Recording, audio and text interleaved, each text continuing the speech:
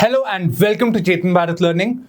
So we were continuing with the property in governance. तो अब हम लोग थर्ड पार्ट पे है उसके, ठीक है. So in this particular session we'll be concluding the property in governance. In fact ethics and governance वाला जो एस्पेक्ट था वो भी कवर हो जाएगा इन दिस पर्टिकुलर सेशन. तो एक बार देख लेते हैं टू बी कवर्ड. ठीक है, तो हमने सबसे पहले प्रॉपर्टी इन गवर्नेंस को देखा था, concept of public service etcetera. ठीक है, उसके बाद code of ethics, code of conduct, citizen charter, कि बेसिकली गवर्नमेंट के अंदर हम प्रॉपर्टी कैसे लेके आए. अब subsequently we are moving towards utilisation of public funds, challenges of corruption. ये तो सिलेबस में है as such, but beyond this will be also looking at the work culture. ठीक है, वर्क कल्चर के ऊपर there have been lot of case studies कि there is a very good person, very good executive, ठीक है, high performing, valuable asset to the company, but उसके against allegations है of sexual misconduct. ठीक है, ऐसे case studies है. So what would you do as the CEO of the company? उस lines पे question हो सकता है. और as a victim, what steps could be taken? तो work culture, professional ethics, ठीक है, तो उस aspect पे भी we will be covering because वो topics important है and we'll be covering in this particular section, even though not listed because ये strictly syllabus के हिसाब से लिखा हुआ था. And eventually we'll move on to the challenges of corruption. Corruption के ऊपर भी especially in 2019 काफ़ी questions आए हैं mains paper में. So we'll be looking at this aspect also. Detail में questions को discuss करते करते आगे चलेंगे. तो चलिए सबसे पहले देखते हैं वर्क कल्चर के बारे में. तो वर्क कल्चर इसेंशियली होता क्या है? वर्क कल्चर, एक बार इसको भी आप देखते रहिए साथ साथ में. तो work culture is when an organisation में लोग काम कैसे कर रहे हैं, उनका कंडक्ट कैसा है, दैट इज वर्क कल्चर. ठीक है, within the environment and how they are interacting with the outsiders. And outsiders basically the customers हो सकते हैं, या कोई कंपनी है वो परचेज कर रही है किसी चीज़ से, अपना सामान ले रही है और अल्टीमेटली कस्टमर को बेच रही है. So that basically defines the work culture. ठीक है, so the work culture is basically a set of practices, values and shared beliefs जो एक कॉर्पोरेट में या किसी ऑर्गेनाइजेशन में देखी जाती है. That is work culture. ठीक है, अब नेचुरली यू वुड वांट, कोई भी कंपनी चाहेगी कि उसका जो वर्क कल्चर है वो एथिकल तरीके से है, ठीक है, राइट कंडक्ट हो रहा है. But in this modern day जहाँ पे बहुत सारा प्रेशर है, टारगेट के ऊपर फोकस है, ठीक है, हायर एंड फायर पॉलिसी चलती है, तो वहाँ पे we are seeing that you know profitability and corporate governance हमने देखा ही था. तो फोकस हो रहा है ऑफ वर्क कल्चर थोड़ा कॉम्प्रोमाइज हो रहा है with focus more on other things. ठीक है, इससे लाइफ स्ट्रेसफुल भी हो रही है and that is also affecting the conduct of the people. So some common examples are lying to the customer. ठीक है, कस्टमर को लाई कर दिया, सेल्स मैनेजर ने बोला अपने सेल्स एग्जीक्यूटिव को कि अगर टारगेट नहीं लेके आया मैं तेरे को निकाल दूंगा, या अगर निकालता भी नहीं है पर बेइज्जती करता है. Even though that the person at the lower रंग वो अच्छी परफॉर्मेंस दे भी रहा है, वो परफॉर्मेंस कर भी रहा है, पर ऑब्वियसली रिजल्ट नहीं आ रहा, फॉर सर्टेन रीजन उसका रिजल्ट नहीं आ रहा, but he is under pressure. तो ultimately he resorts to unethical means, unethical practices.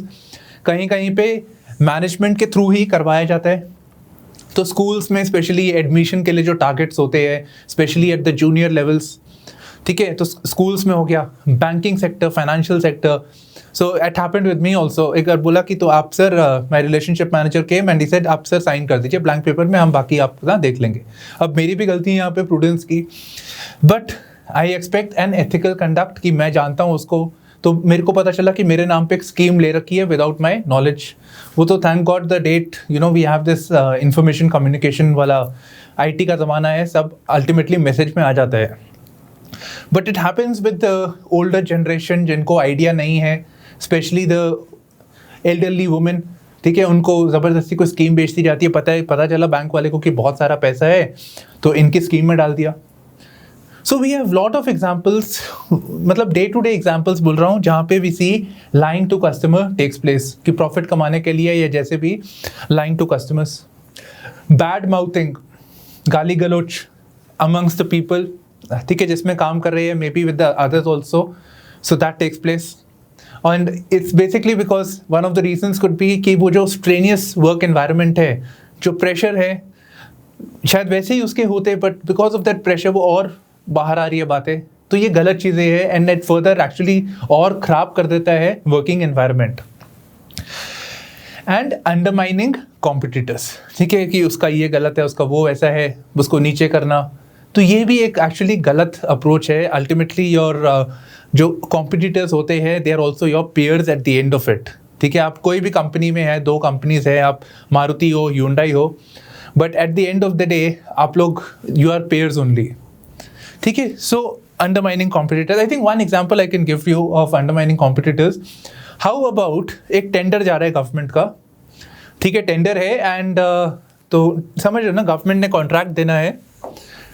So government ने किसी काम के लिए कॉन्ट्रैक्ट देना है and there are 2 private companies for that, ठीक है, 2 प्राइवेट कंपनीज है, तो company A, company B.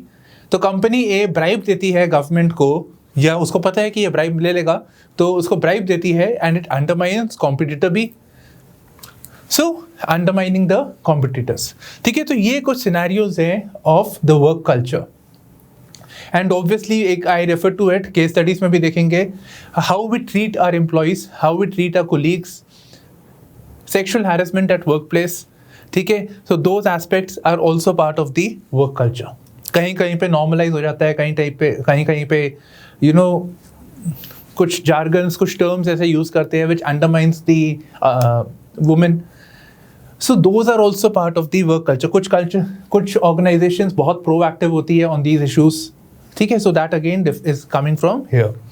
So basically corporate, ठीक है, one is working towards it, corporate अपना काम करिए जैसे जैसे है, professional values and other thing is कि प्रोफेशनलिज्म के साथ साथ एथिकल फ्रेमवर्क के अंदर काम करना।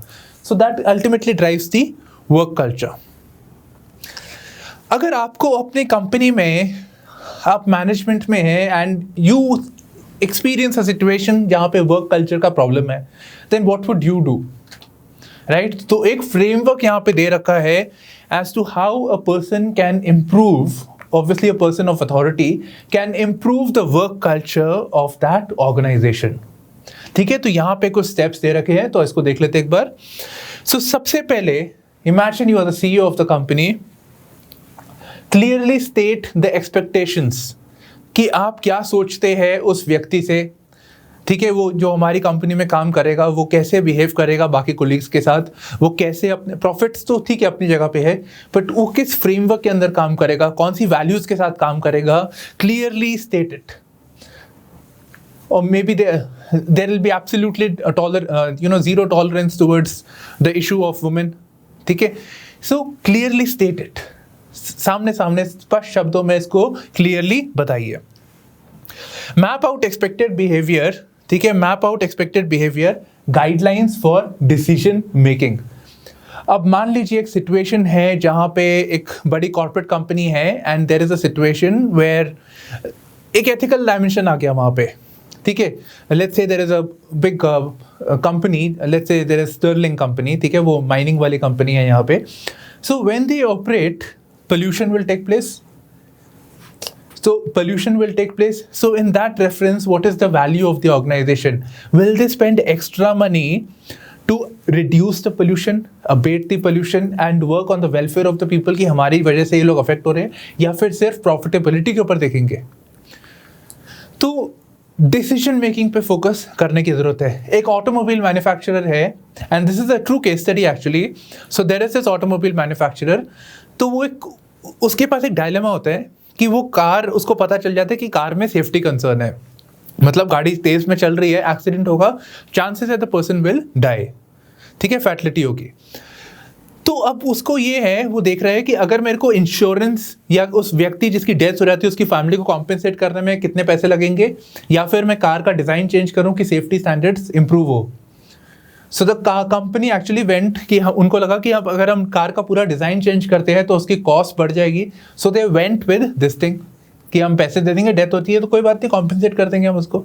So that is a cold blooded way of thinking, right.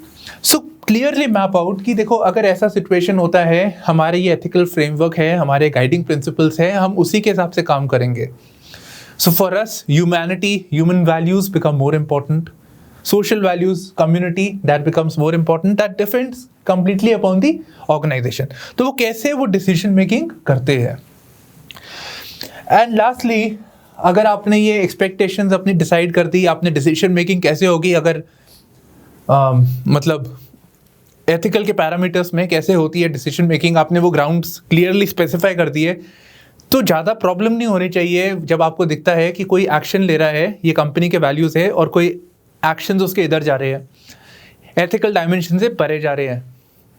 So in that case it's very very clear कि ये डिफाइंड जो पाथ है जो कॉर्पोरेट ने डिफाइन कर रखे हैं बहुत क्लियरली. उन्होंने ये भी बता दिया कि अगर कोई प्रॉब्लम आती है, कोई इस तरह का सिचुएशन आता है, डायलेमा आता है, so what measures would be taken, how will the company proceed. पर फिर भी अगर कोई करता है, then in that case there should be a very clear roadmap. There will be a very clear roadmap कि कैसे कोई गलत करता है तो उस पर एक्शन लिया जाए, उसको कैसे रिपोर्ट किया जाए, उसका ग्रेवेंस कैसे होगा. तो उस सब के पैरामीटर्स वेल डिफाइंड होने चाहिए. So this is how it should move eventually. ठीक है, तो ये कुछ स्टेप्स है यहाँ पे टू ब्रिंग अबाउट और improve the work culture of any organization. ठीक है, अब आप यहाँ पे सेक्सुअल हैरेसमेंट का केस ले लीजिए. Then also you can state these things, state these points. ये होलिस्टिक नहीं है, बट येस आप मतलब एक तरह से बहुत सारे पॉइंट्स हो सकते हैं किसी केस के बारे में. बट ब्रॉडली मैं बोल रहा हूँ कि अगर आपको पूछा जाए कि लॉन्ग टर्म मेजर्स क्या आप लेना चाहेंगे, है ना, long term, so you can use this framework over here. Okay, now moving on to the case studies that were asked in civil services mains paper. ठीक है, तो हमारे पास दो है. I basically want to share the idea, not do the case studies. ठीक है, उसके अलग से क्लास है. So case studies में यहाँ पे work culture से related we have two case studies. So one was asked in 2013 and other was in 2017. तो जो पहला है, it is obviously about the inappropriate behavior towards the women. ठीक है, थोड़ा सा आपको बताया था. दूसरा है death of a drunk worker eight the work place. तो दोनों में अलग अलग वैल्यूज एक्चुअली हमें देखने को मिलती है. तो सबसे पहले ये वाला देख लेते हैं, inappropriate behaviour towards women. So as per the case studies, ठीक है, as per the case studies over here हमारे पास basically we had a executive. ठीक है, एक कंपनी होती है जिसकी परफॉर्मेंस इतनी अच्छी नहीं होती, तो उसको इम्प्रूव करने के लिए वो कंपनी एक एग्जीक्यूटिव को लेके आती है, एक मार्केटिंग एग्जीक्यूटिव को लेके आती है जो एक्सपर्ट है अपनी फील्ड का. ठीक है, is well known, he is well renowned. वो आते हैं कंपनी में कि हम ठीक करेंगे इसको. So that person that comes, he had an issue कि काफ़ी लड़कियों ने बोला, ladies that were working over there in that organization, उन्होंने कहा कि इनका कंडक्ट ठीक नहीं है. It is not appropriate, it's inappropriate behaviour towards women. And this is a very serious issue also, law के point of view से भी. So this is a very very, it's a criminal offense actually. ठीक है, तो यहाँ पे एक situation आ जाती है. Now this woman, so basically अगर यहाँ पे देखते हैं इसको, so we have company के अंदर there is the management and there is the worker. ठीक है, अब इसको ठीक करने के लिए एक executive आ जाएगा यहाँ पे. ठीक है, now basically the company does not want, the company, उन्होंने जब ये इशू आया यहाँ पे, somebody, किसी ने, सब कोई रेज नहीं करता अपनी आवाज़. कुछ लोग होते हैं जो अल्टीमेटली कर देते हैं, पर ज़्यादातर लोग चुप रहते हैं. So one particular individual complaint, ठीक है, वेंट अहेड विद इट, और उसको बोला देखिए ऐसा ऐसा है कि आप पैसे ले लीजिए और आप चुप रहिए. ठीक है, so here you see a wrongful conduct taking place in the company.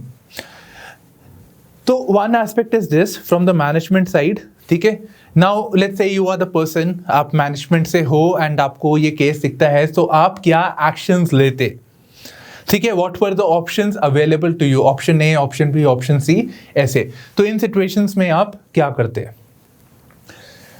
So basically natural चीज़ ये है that a person and any ethical behaviour would be that the company clearly specifies there values of zero tolerance towards inappropriate behavior towards women. Take this issue with sensitivity. यही जो आपने लिखे भी हैं यहाँ पे. ठीक है, तो ये चीज़ है. Beyond this, there is a law known as Prevention of Sexual Harassment at Workplace. ठीक है. So even legally as speaking, these companies are required to have an internal complaints committee. So anytime such a situation arises, anytime a situation of inappropriate behavior comes to light, the company is required to constitute an internal complaint committee. ठीक है. तो वहाँ पे जाके they are supposed to hear both the sides. जो management executive है उसको पकड़ो और दोनों पक्षों के बीच में there should be arguments. The person should be given a chance to be heard. ठीक है. I am basically giving the last part जो उसका सोल्यूशन होना चाहिए. सो इंटरनल कंप्लेंट्स कमेटी में जाना चाहिए वहाँ पे. ठीक है. And eight the and in that process this person should be suspended. इसको सस्पेंड कर देना चाहिए जब तक कि वो बाकी लोगों से इंटरेक्शन नहीं कर सके, अपनी जगह पे बैठे रहे तब तक के लिए. ठीक है. And based on the findings the action should be taken. हो सकता है किसी ने गलत आवाज़ निकाली हो, ये भी हो सकता है, बट इतने सारे लोग बोल रहे हैं, chances are that this person has done something wrong. And beyond this हमें ये भी रखना है कि हम ऐसे सीधा सीधा उसको बाहर ना निकालते कंपनी से. Principles of natural justice. दोनों पक्षों को अपॉर्चुनिटी होनी चाहिए कि वे अपनी आवाज़ को, अपने व्यूज़ को हर्ड सुनवा सके. दोनों को इक्वल अपॉर्चुनिटी मिलनी चाहिए, फेयर अपॉर्चुनिटी मिलनी चाहिए. So it should go in accordance with those values over here. ठीक है. तो ये आपका यहाँ पे एक अप्रोच हो सकती है. Now let me put it this way. यहाँ से था कि मैनेजमेंट क्या काम करती है, how does it deal with the situation. अच्छा, यहाँ पे मैनेजमेंट में आप ये भी कह सकते हो कि एक बार ये इशू आया, so now moving forward create SOPs so that such a situation does not arise altogether. ठीक है. ये एक लाइन ऑफ एक्शन भी आप स्पेसिफाई कर सकते थे. Okay. Now how about putting the same case study over here and let's say you were a woman. यहाँ पे मैनेजमेंट एग्जीक्यूटिव थे ना, एंड ऊपर से नीचे को जा रहा है. पॉलिसी अप्रोच क्या होनी चाहिए, मेजर्स क्या होने चाहिए, आप ऊपर से डिफाइन कर रहे हैं. You are in a position of leadership. But what if you were wronged, आपके साथ कुछ गलत हुआ है, and then what steps would you have taken. There is a completely एक अलग अप्रोच आ जाती है यहाँ पे. ठीक है. So here your values of fortitude, perseverance, those things come and you're basically not taking nonsense and some गलत हुआ है. एक केस स्टडी आपको देता हूँ यहाँ पे. आपने तेरी सुने, TERI. ठीक है. So there is an organization known as TERI. In fact, there is one more organization known as Tehelka. ठीक है. तेहलका ने सच्ची तहलका मचाया था एक टाइम पे. So there were these political parties, corporates, film stars. तो उन्होंने स्टिंग ऑपरेशन किया था और काफ़ी लोगों को they had expose lot of personalities. So with तेरी आपका दूसरा इंस्टीट्यूशन है, तो आपका ये दोनों आपका जो तहलका है तो मीडिया का ऑर्गेनाइजेशन है.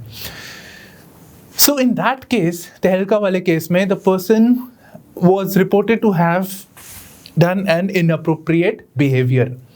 ठीक है. तो वहाँ पे था. एंड तेरी के केस में he is no more now, mister Rajesh Pachauri. तो उनके ऊपर एलिगेशंस थी. सो इस रेफरेंस में क्या हुआ, it was ultimately left to the women. Now here what is happening is the person जिसके अगेंस्ट एलिगेशन है वो बहुत पावरफुल है, अथॉरिटी में है. तो यहाँ पे when they go and complain to the department, they don't take it very seriously. ठीक है. तो तेरी के केस में हुआ था, you can read on the internet. ठीक है. So the women had appeal to the higher authorities, पर उस पर ज़्यादा एक्शन नहीं लिया, ज़्यादा काम नहीं हुआ.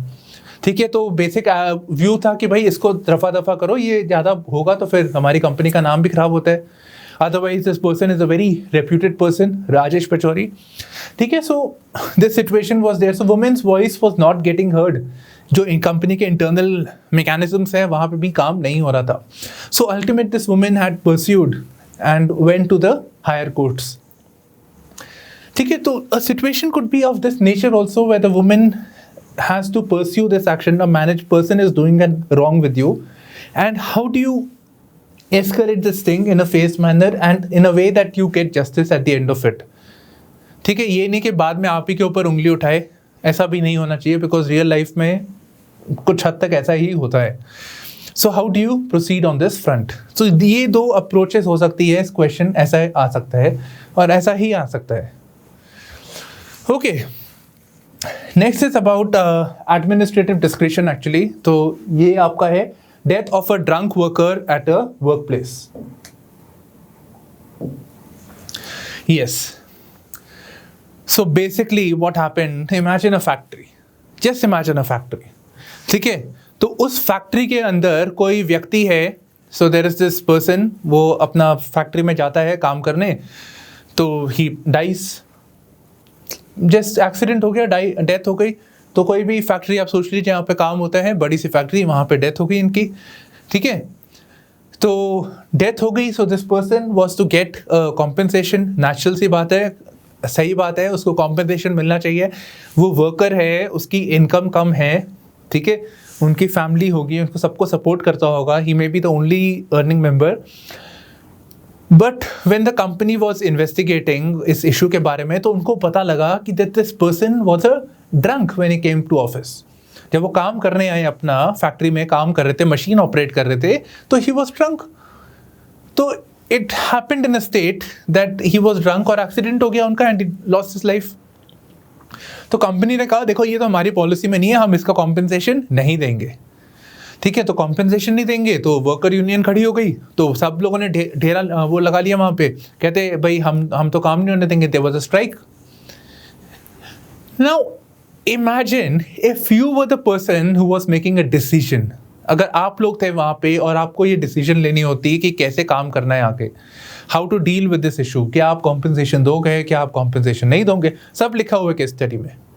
ठीक है, कॉम्पेंसेशन दोगे, कॉम्पेंसेशन नहीं दोगे, या what option or how will you approach this situation. तो इस लाइन्स पे क्वेश्चन आया था. ठीक है, अगर आप यहाँ पे देखो, अगर वो कॉम्पेंसेशन दे देते हैं, सीधा सीधा कॉम्पेंसेशन दे देते हैं वहाँ पे कंपनी, तो they set a wrong example.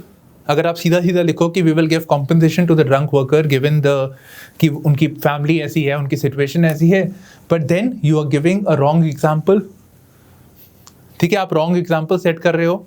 यहाँ पे कॉम्पेंसेशन नहीं देते हो तो प्रॉब्लम है. अब कंपनीज के वैल्यूज के हिसाब से जा रहे हो, बट देन एक ह्यूमैनिटेरियन ग्राउंड्स पे you are suppose to have compassion towards weaker sections. याद आया, राइट? तो ये गलत है. तो मतलब दोनों तरफ से बैलेंस्ड है, एक एथिकल डायलेमा है यहाँ पे. So in this situation an ideal approach could be that the company, okay fine, locked, बंद भी हो गया factory. So what they can do is they can reconsider the case, they can reconsider the situation and look to give money. ठीक है, जो भी compensation बनता था on humanitarian grounds इनको दे सकते हैं as a case of exception. Clearly specify करें कि as an exception दिया उसको, this conduct will not be tolerated. तो सबसे पहली बात ये.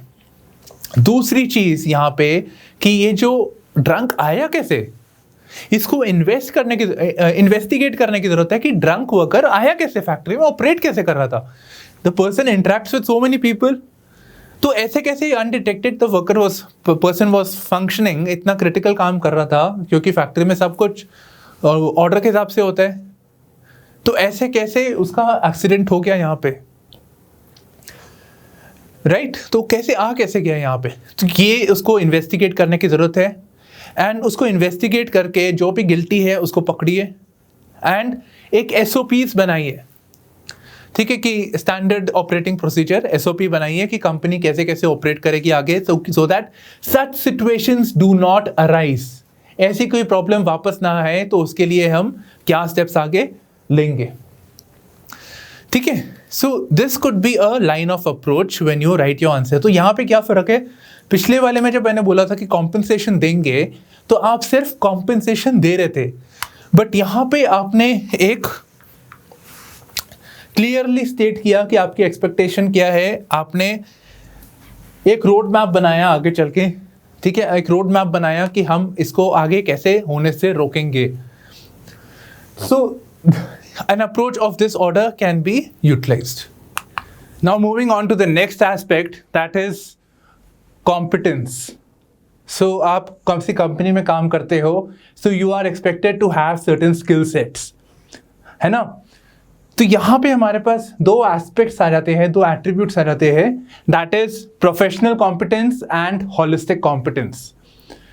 तो प्रोफेशनल कॉम्पिटेंस क्या हुआ, ठीक है, आप बेसिकली द स्किल्स, तो professional competence, a person is an engineer and engineer may be mechanical engineer, civil engineer, computer engineer, that is your professional competence.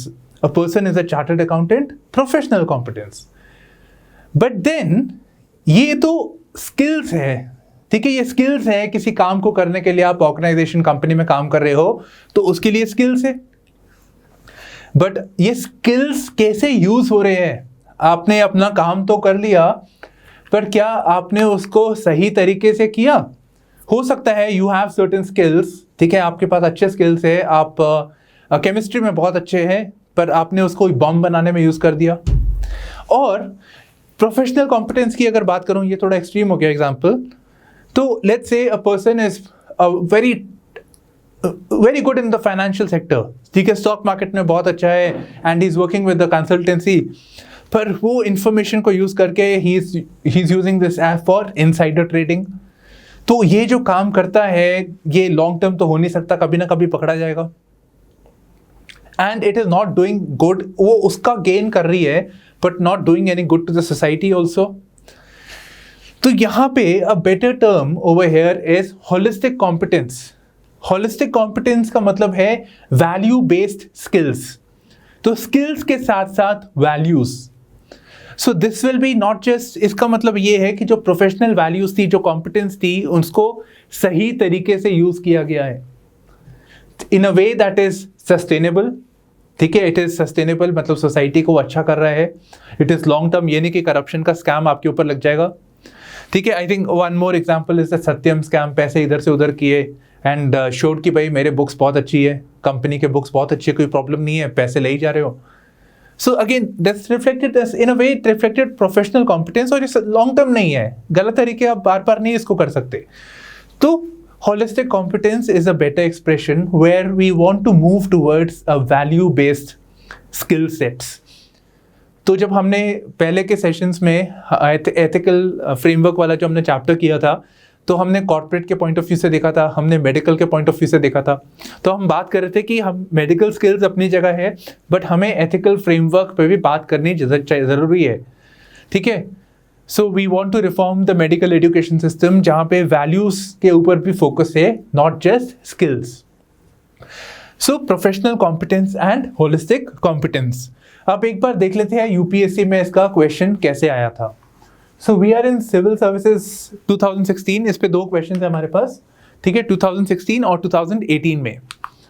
तो सबसे पहला एक क्वेश्चन है यहाँ पे, दिस इज अबाउट एंगर, ठीक है। हम सबको पता है गुस्सा आता है तो we take certain decisions and उससे हमारा काम खराब हो जाता है। तो यहाँ पे एक एक्सप्रेशन है about the personal life and work life from the point of view of anger. So anger is a harmful negative emotion. It is injurious to both personal life and work life.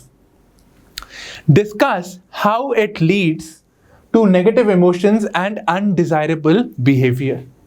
And how can it be managed and controlled?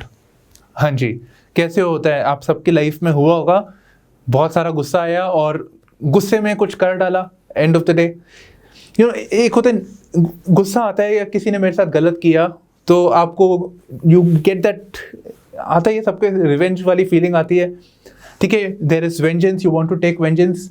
अब कुछ लोग होते हैं कि गुस्सा आया, they want to take revenge और फटाफट किसी को मार दिया या कुछ रैश डिसीजन ले ली जिसका अल्टीमेटली आपको भुगतान बाद में करना पड़ा। जो आप ठंडे दिमाग से नहीं करते वो आपने गर्म दिमाग में कर डाला, right.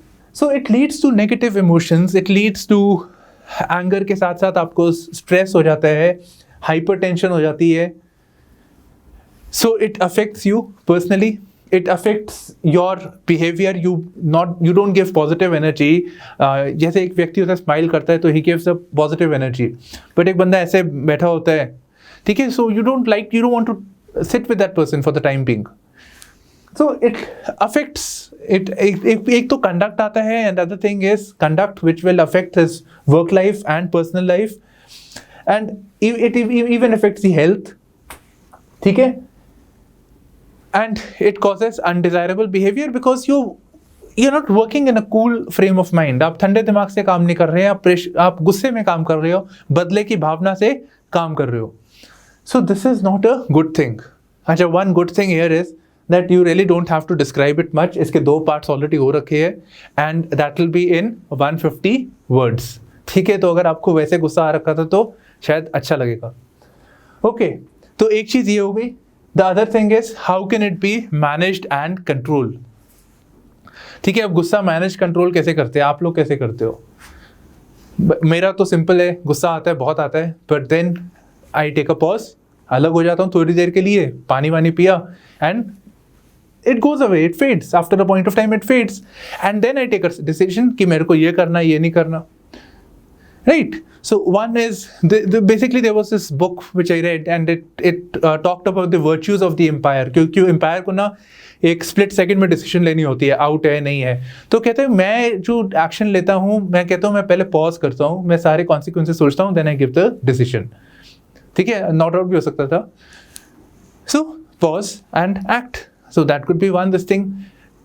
Other thing could be one drinks water or engages in something that वो stress कम होता है, जैसे meditation कर लो आप, ठीक है, meditation and breathing exercises so that calms down your temper. So basic idea is आप civil services में भी होंगे and you will come across such a situation, and as a civil servant you are particularly expected to be a very balanced person. ठीक है, ये quality बहुत important है. And गुस्सा तो आएगा, बहुत सारे सिचुएशंस होंगी, आपको होगा, but you can not show it. ठीक है, you are in a position of power, authority, आप उसको मिसयूज नहीं कर सकते. हो सकता है पुलिस में गन पड़ी हो आपके उसमें. ठीक है, so this is very very important value to have. Okay, next is 2018 का क्वेश्चन, एंड ये actually professional competence, holistic competence से डायरेक्टली रिलेटेड है. So this is basically a statement by Warren Buffett. आप तो इसको पढ़ ही रहे होगे.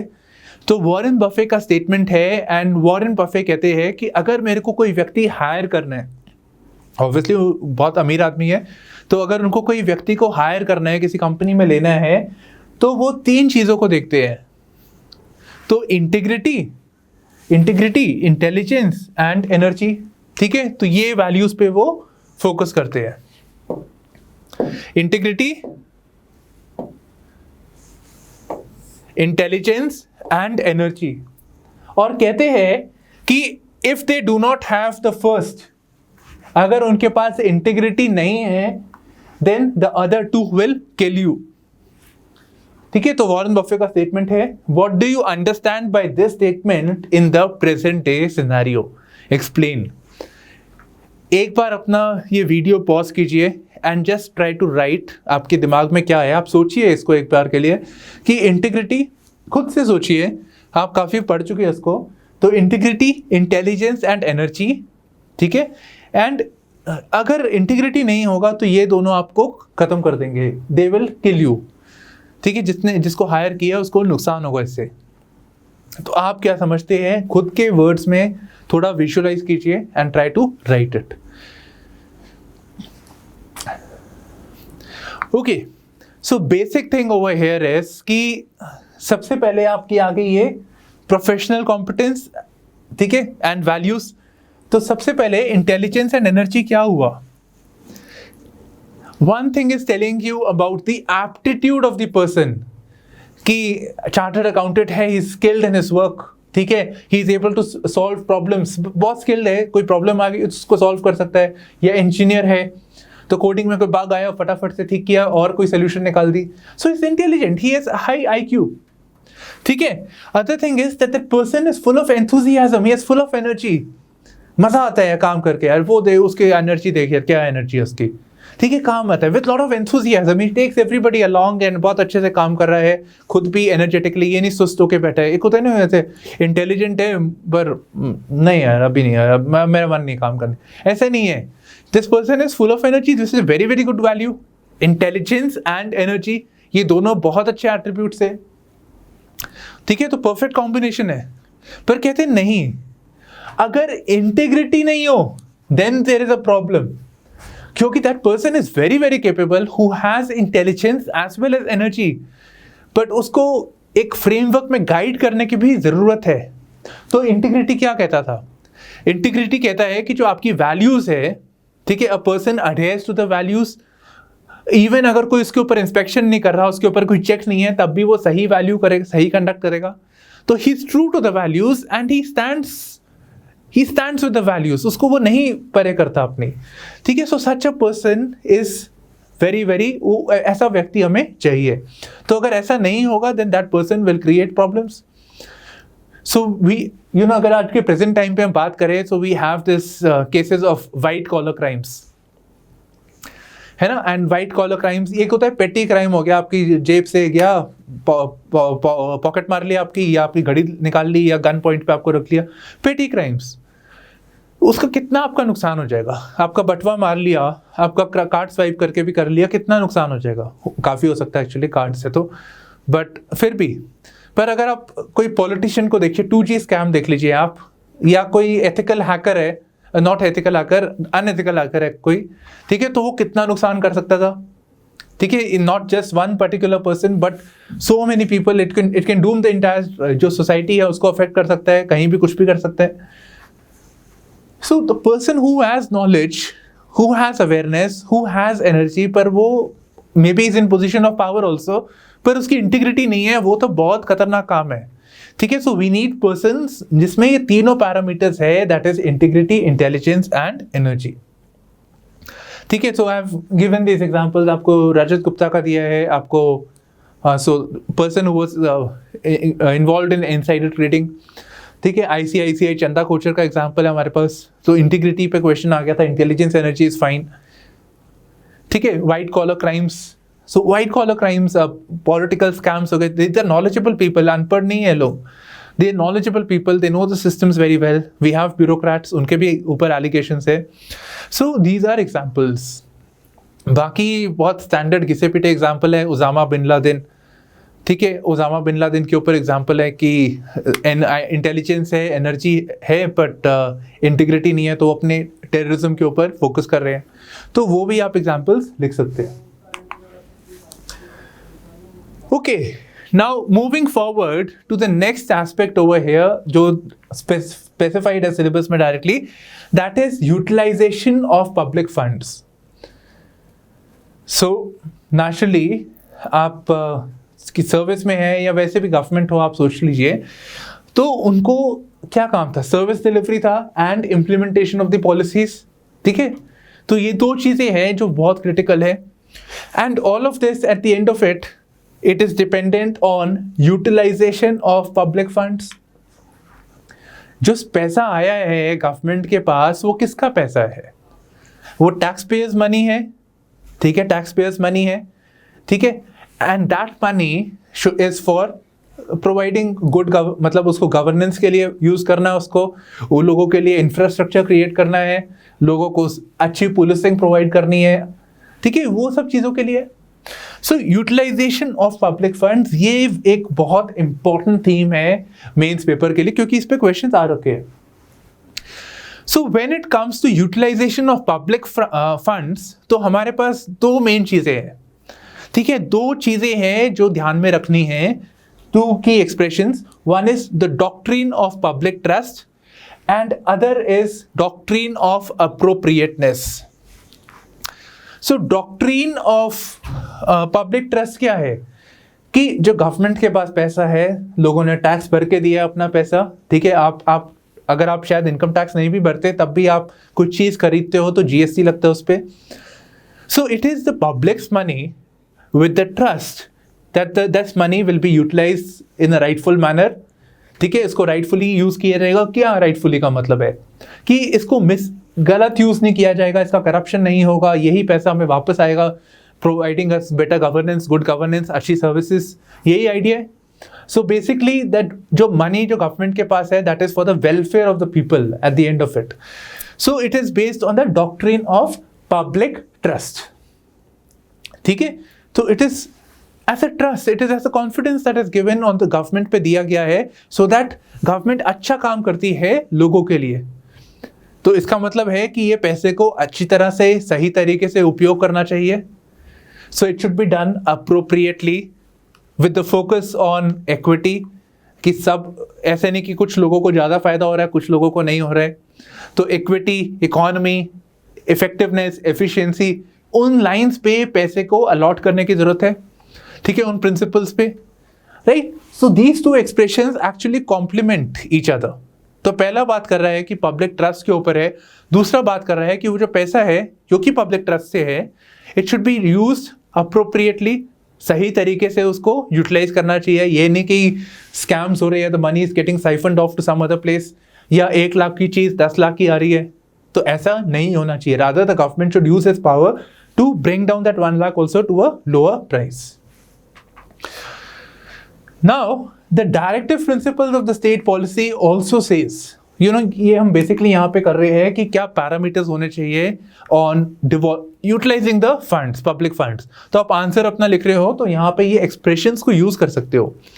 And beyond this, the directive principles of the state policy, they also say कि गवर्नमेंट की एक रिस्पॉन्सिबिलिटी है to develop an economic system that does not result in concentration of wealth and to utilize it in a manner that it maximizes common good. ठीक है, तो ये दो चीजें again directive principles of the state policy में specified है. तो चलिए अब सिविल सर्विसेज मेंस 2019 में जो क्वेश्चन आया था on under utilisation and miss utilisation of funds, इसको देख लेते हैं. तो सबसे पहले ये स्टेटमेंट देखते हैं and then will come to the basic theory behind it. तो क्वेश्चन कहता है कि हमें पता है कि जो पब्लिक फंड होता है, ठीक है, आप ये पब्लिक फंड होता है डेवलपमेंटल गोल्स के लिए होता है. एजुकेशन, हेल्थ केयर, ठीक है, एजुकेशन हो गया, हेल्थ केयर हो गया आपका, या फिर कोई भी सोशल सिक्योरिटी, कुछ भी काम करना है, या फिर हाईवेज बनाने हैं, ब्रिजेस बनाने हैं. So ultimately it leads to the development. अब सोशियो इकोनॉमिक डेवलपमेंट हो या हार्ड इंफ्रा हो, डेवलपमेंट होता है. तो ये तो पता है, तो ऐसा होता भी है कि डेवलपमेंट होती है. बट फिर ऐसा क्यों होता है? Critically examine the reasons are for underutilisation. ठीक है, under utilisation and miss utilisation of public funds. तो इसके रीजन क्या है और ये जो होता है उसका इंपैक्ट क्या पड़ेगा? ठीक है, तो इसके ऊपर ये क्वेश्चन आया था इन 2019. नाउ वन गुड थिंग, ये आपका जो जीएस का पेपर होता है, GS2 का गवर्नेंस वाला पेपर होता, तो वहां पे ये 250 वर्ड्स का आता, बट यहाँ पे इट इज फॉर 150 वर्ड्स. ठीक है, तो ये एक्चुअली एथिक्स से ज्यादा अब ये यहाँ पे आपका गवर्नेंस आ गया है, पॉलिटी वाला. तो चलिए, इन एनी केस इस कॉन्सेप्ट को एक बार समझ लेते हैं, then will move on to the reasons for underutilisation. तो बेसिक कॉन्सेप्ट आप समझ लीजिए. एक डिपार्टमेंट सोच लीजिए, ठीक है, फॉर कन्वीनियंस से एक डिपार्टमेंट सोच लीजिए जो काम कर रहा है गवर्नमेंट के बिहाफ पे for developmental goals. So let's say there is some department that constructs the flyovers. ठीक है, एक फ्लाईओवर्स का डिपार्टमेंट समझ लीजिए और एक नरेगा, सोशियो इकोनॉमिक हो गया, एक हार्ड इंफ्रा हो गया. ठीक है, तो बेसिक क्या है यहाँ पे? So let's say the government is there, कोई भी सेंट्रल स्टेट गवर्नमेंट हो, ठीक है, अपना बजट उन्होंने पास किया, सेंट्रली मान लो, ठीक है. So they gave the money to the department of public works, ठीक है, या NHAI को दे दिया, किसी को भी पैसे दे दिए, टू PWT रख लेते हैं सिंपल रखने के लिए. ठीक है, इनको पैसे दे दिए and they were required to make their particular flyover. ठीक है, तो इनको फ्लाईओवर बनाना था यहाँ पे, उसके लिए पैसे भी दे दिए. दूसरा, socio economic point of view से नरेगा को समझ लेते हैं, नरेगा डाल देते हैं यहाँ पे. ठीक है, महात्मा गांधी नरेगा. तो नरेगा पता है ना, लोगों को unskilled labour force, unskilled work के लिए ये पैसे देते हैं.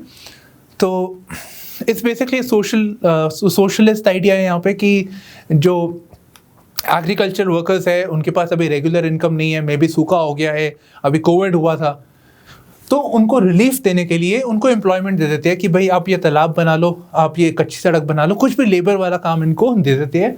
In return they get money. ठीक है, तो यहाँ पे ये 2 स्कीम्स है।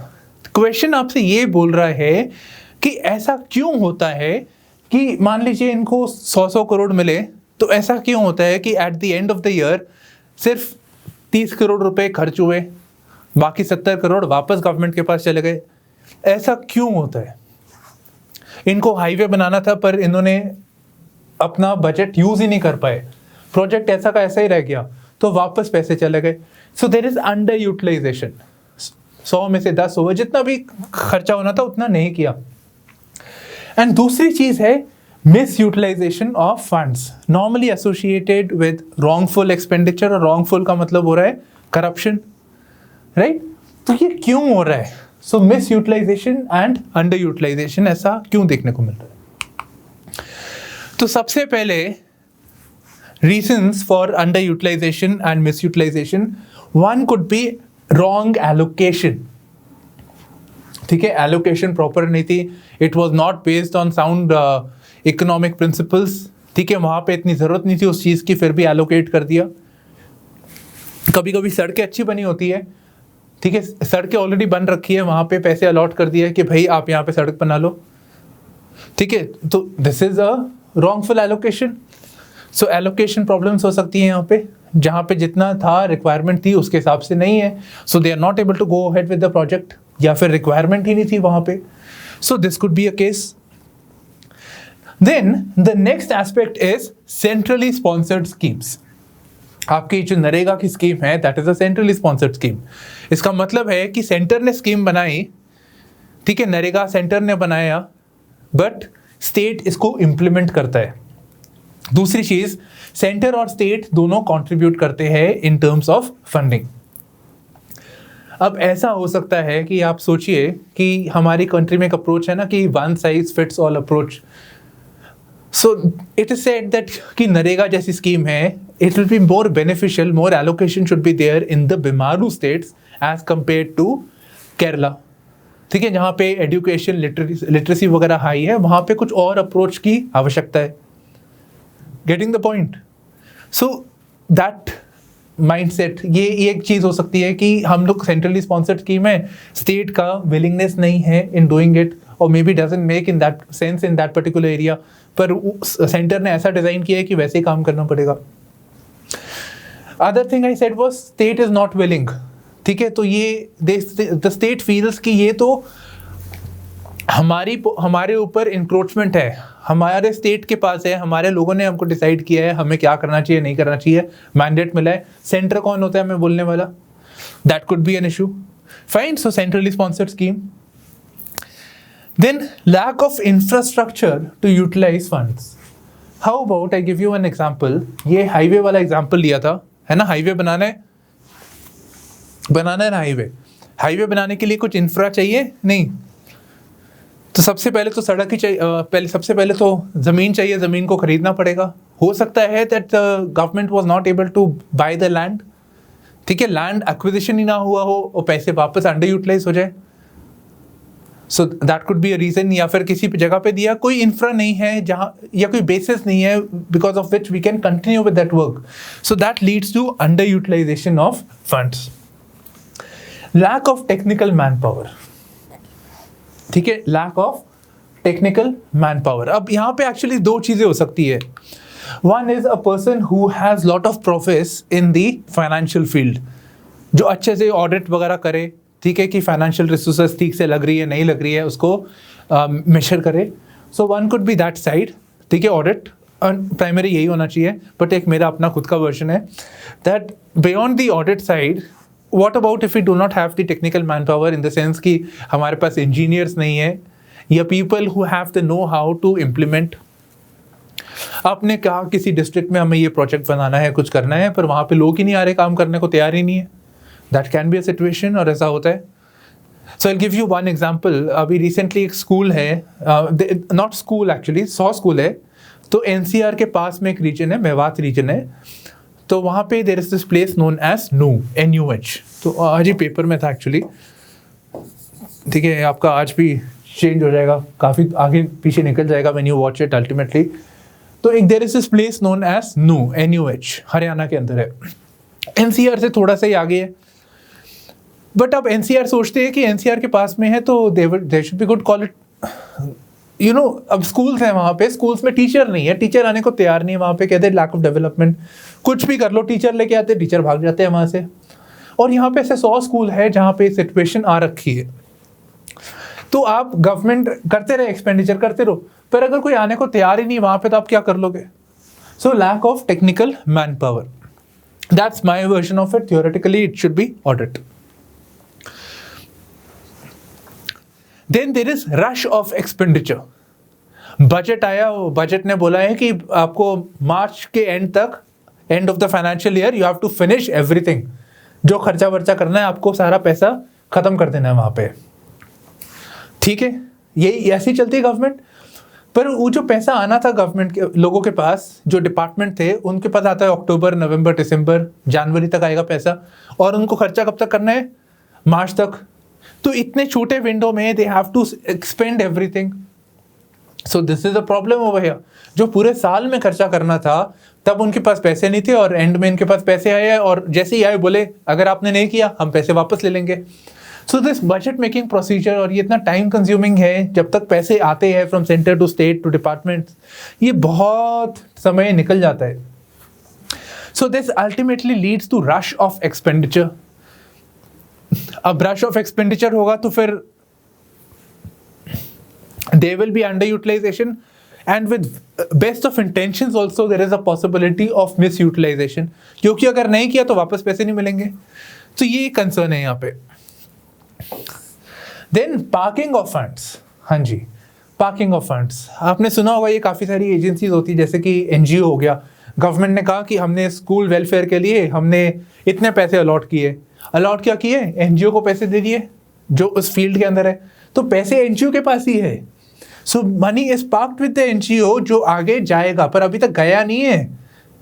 It is not being utilised for the public good as yet, और क्या पता वो लेजिटिमेट है नहीं है, ये भी नहीं पता हमको, ठीक है? So this is one way of putting it. तो एनजीओस हो गए, देन देयर आर डीआरडीएस हो गए, कोऑपरेटिव्स हो गए, काफ़ी सारी एजेंसीज होती है जहाँ पे स्टेट गवर्नमेंट अपने पैसे रखती है। वो कहते हैं हमने अलॉट कर दिए, बट अभी तक लोगों तक एक्चुअली में पहुंचे नहीं है, यूटिलाइज नहीं हुए, वो थ्योरी में ही है वो। सो it is parking of public funds. And above all poor ethical framework, ठीक है? अंडर यूटिलाइजेशन अपनी जगह पर, हाँ ऐसा भी कह सकते हैं कि जो लोग हैं जो उस डिपार्टमेंट में हैं, they are not very proactive. वो अपना काम करके जा रहे हैं, इतना नहीं देख रहे कि हमें कैसे अच्छा करना है लोगों के लिए। That could B one this thing. Then it could be कि there is a nexus going on between the private sector and the government, ये भी हो सकता है। Nexus in the sense it is a negative word over here, कि corruption हो रही है, right? So the basic values of being honest, being truthful, and also following the principles of this doctrine of appropriateness, doctrine of public trust, इनको follow नहीं कर रहे। वो बोल रहे भाई हमारे पास पैसे है, हमारे पास पावर है, हमें पैसे दे दो, मतलब हमें किकबैक्स दे दो। प्राइवेट कंपनी को बोलते हैं हम आपको फ़ायदा करा देंगे। 2G scam, coal scam, these are good examples for this, ठीक है? डिफेंस डील्स में भी ऐसे देखने को मिलता है। So these are the common reasons जिनकी वजह से आपका ये under utilisation and miss utilisation of funds होता है। Now moving on to the next aspect, that is corruption, ठीक है? तो एक बार हमने फंड्स का देख लिया, under utilisation and miss utilisation. अब next is corruption, and actually mis utilisation और करप्शन भी रिलेटेड थे। तो एक बार देख लेते हैं चैलेंजेस ऑफ करप्शन, एंड इस पे भी केस स्टडीज भी आ रखी है, नेचुरली बनती है इस पे case studies, as well as theory side से भी क्वेश्चंस आ रखे हैं, specially in the recent times. तो एक बार देख लेते हैं व्हाट इज करप्शन। अब करप्शन के रेफरेंस में you know there is this agency known as Transparency International. So ये प्रीलिम्स के पॉइंट ऑफ व्यू से भी इंपॉर्टेंट है। So this Transparency International, it basically marks the, it's an NGO, civil society group, और ये countries को ना mark करती है in the basis of perception of corruption in that country. अब जरूरी नहीं है कि इसका मतलब करप्शन है, इसका मतलब है कि लोगों का परसेप्शन क्या है अबाउट दैट पर्टिकुलर कंट्री, ठीक है? So it releases the corruption perception index, जिसमें इंडिया इज रैंक्ड 86th, जो अच्छी रैंक बाय एनी मीन्स नहीं है। In the recent times actually गिर गया है। तो ये transparency International it defines corruption. एक करप्शन डिफाइन करना भी कोई इतना आसान काम है नहीं एक्चुअली देखा जाए तो। So it defines the abuse of interested power for private gain और specific group interest. So abuse of interested power. हाँ जी, तो एक एग्जांपल ले लेते हैं हम लोग। तो आप कोई भी एग्जांपल ले लीजिए, आप एक सिंपल सा एग्जांपल ले लीजिए। यहाँ पे डिफरेंट टाइप्स ऑफ करप्शंस भी लिस्टेड है। So let's take the example of a petty corruption. ठीक है, एक गवर्नमेंट डिपार्टमेंट में आप जाते हैं।